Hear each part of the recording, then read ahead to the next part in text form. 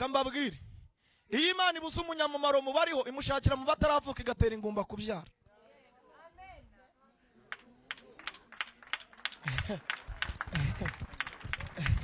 Iyo Imana ibuze umunyamumaro mubariho mushakira mu bataravuka igatera ingumba kubyara. Muzabaza ubuhamya hana azababwira. Mutambyi yabuze kwa Eli, Imana ishakira mu ngumba. Twongere duhe Imana icyubahiro mu izina rya Yesu. Haleluya.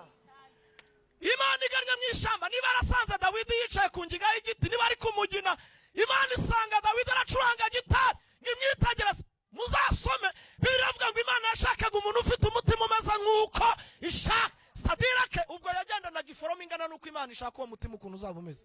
Itaruye agatima ka Dawidi ikubisemo.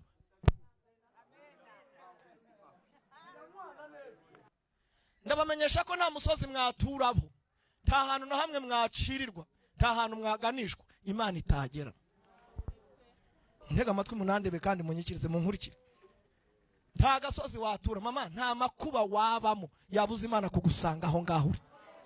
Nta bigeragezo waturamo Imana yatinya kugeramo. Uyu ni Dawidi mwene se. Uyu Dawidi umunsi umwe nyina na se bamufashe ukuboko bamukura mu bana babo, baramumanukana bamugeza ku ifamu. Baramubwira ati dore umurage wawe, ragira intama, ragira ihene, ragira. Bamuha umugabane ungana n'uw'abagaraga. Abandi bagiye mu gisirikare, abandi bagiye ku ishuri. Umwana ajya kuragira intama. Dawidi ngo abyitegereje ukuntu nyina amurekuye, abonye ukuntu se amurekuye, aririmba Zaburi 27 umurongo w'10, aravuga ngo ubwo data na mama bazanta, Uwiteka we azantarura.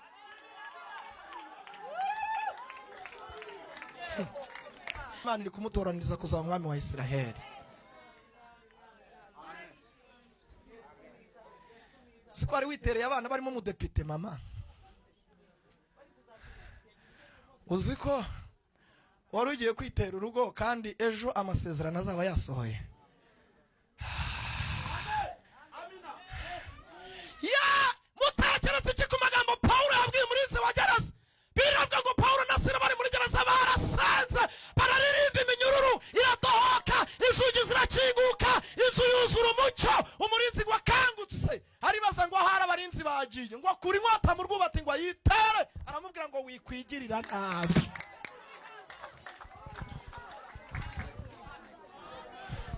Wikwigirira nabi twese turi hano.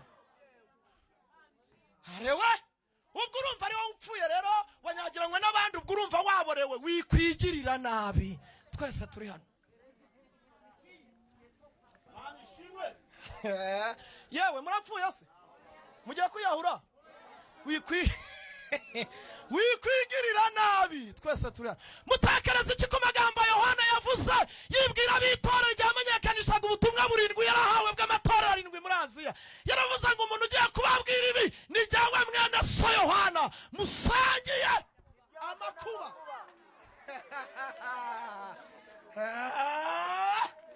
Yo musangiye, umva ikintu yahereyeho, musangiye amakuba n'ubwami no kwihangana bibonerwa muri Kristo Yesu. Mwumvise ibintu bibamo. Banumva nabaza abantu ngo mbere yo gukora aka kazi ko gukurikira Yesu mwasomye kontara cyangwa mwapfuye gusinya. Banumva nabaza bera ngo mbere yo gukurikira Yesu mwaba mwarasomye kontara cyangwa mwarasinye gusa muvuga muti karabonetse tugende. Ari hera yabivuze ni Sharire ninde? Sharire yavuze ngo Yesu yaratangaje, aravuga ngo umuntu nashaka kunkurikira sebana yiyange kabiri yikorere umusaraba we ankurikire kuwa kangahe iminsi mutakereza iki ku magambo Paulo yabwiye abikora ni ibice 8 yarababwiye ngo ibi mubimenye, dufite amakuba impande ariko nidukuka, turashobewe ariko nitwihe, turarenganwa ariko niduha, dukubitwa hasi ariko nidutsirwa rwose.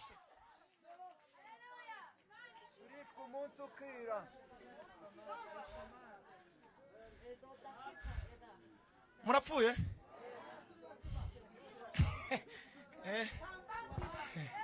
murapfuye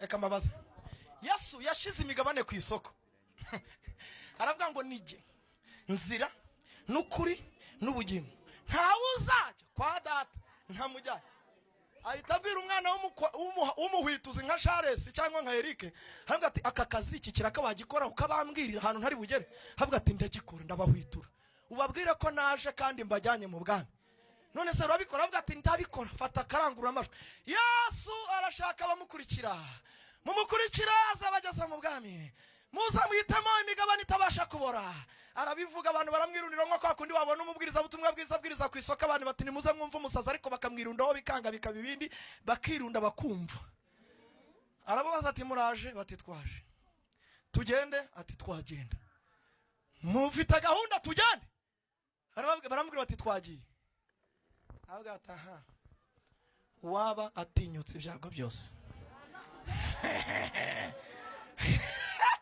uwaba atinyutse ibyago byose naza kurikira umwami yes batise ko abantu baduseka ntabwo azacogozwa n'incamugongo abazimubwira nibo baza none se ko dufite abanzi benshi abanzi buwo ntiwamugarura mu nzira ahisemo ijya mu ijuru nitumugeraho tuvugane nawe iki mumubwira uti mwami ujye uturindisha umwuka wawe tubona kuzaragwa kubaho iteka nitumva ubwoba se muzamubwire muti have wa bwoba we munyihore namara amaje ngo bafatiraho bariruka basanga Yesu murimbyi wa mbere bahuye ngo akwitegereje arakureba ati sikumbona wiruka nk'umuntu ufite ahantu mujanze uragana mu ijuru ati yego ujye utumbira ati ujye utumbira Yesu ntumukureho amazi haramubwira ati sa ibishuru urugendo iyi nzira imeze ite haramubwira ati iyi nzira irimo ibintu by'amajwi ashukana nushukwa ngo uyobe inzira ujye utumbira Yesu kandi imbere uzasanga amayira menshi n'amayira arimo iyorosha buzima uzakomeza inzira mukoreho amaso ati kandi hari igihe buzakwiriraho ubona abaye mukabwibwi n'inzira utakireba neza none se ubwo bizagenda bite ngo abamutaye aho ariruka nawe ngo yirukange abona ijoro riraguye abona isaha zibaye ndende yikubise ku gipangu cya mbere abona umuzamu ati ye mbonye umurinzi ufite isaha mbwira murinzi we menyesha igi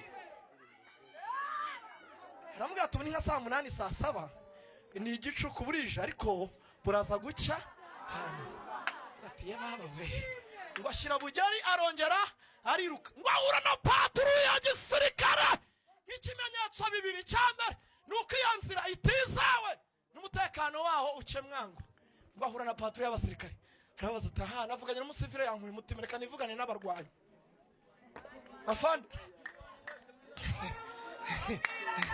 murwanyi we cabwira nawe nakunze uyu murwanyi afunga neza bibi umuririmbyi aravuga ngo asubiza yitonze